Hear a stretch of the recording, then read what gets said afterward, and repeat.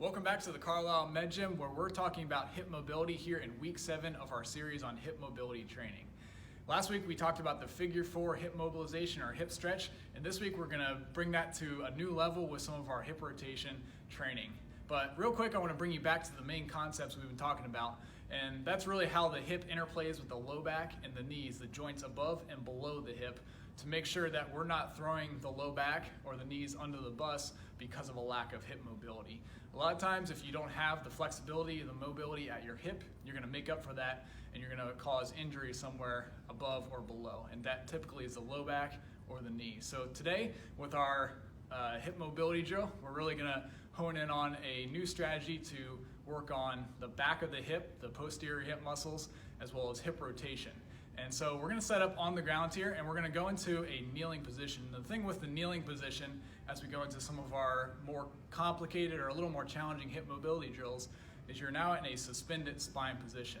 What do I mean by that? Well, last week we were laying down on the table. We had the spine supported, so it's a little bit easier to access pure hip mobility without losing control of your back.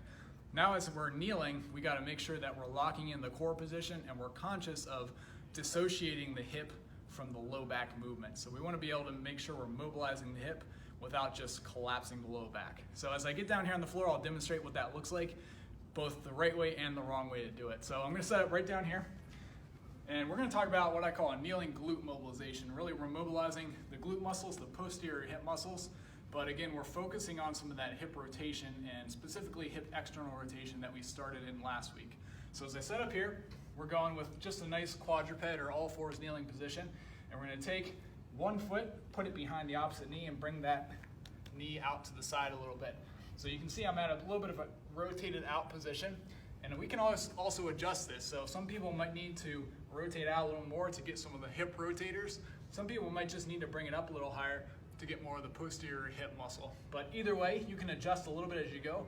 But again, I bring it back to the spine position. So you want to make sure before you start, you kind of roll forward and back and find the middle point where your spine's right in the middle of those two extremes and hold that. So most commonly what I see when people go through this stretch is they start to move back and stretch their hip, but then they just collapse their back and roll the pelvis to the side. So if you're doing that, you're probably not going to feel much at the hip, and you're also going against some of the concepts we're really trying to hone in on. So again, as I set up for this, I'm finding that good neutral spine position. I'm bringing the foot behind the knee. I'm adjusting it to where I need to stretch the most, but then I'm just pushing my hip right back diagonally behind me. So I'm driving back into the hip, stretching the glute muscles, but I'm keeping the spine as flat as I can as I go through that.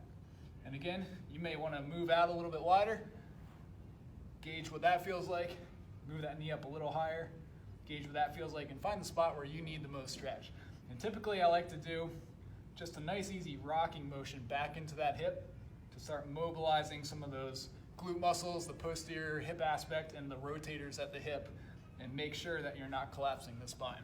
So that gives you another good, a little more challenging strategy to work on mobilizing some of those muscles on the back of the hip as well as some of the hip rotators. And again, you got to make sure you can control the spine so you're focusing on hip mobility and not spine mobility.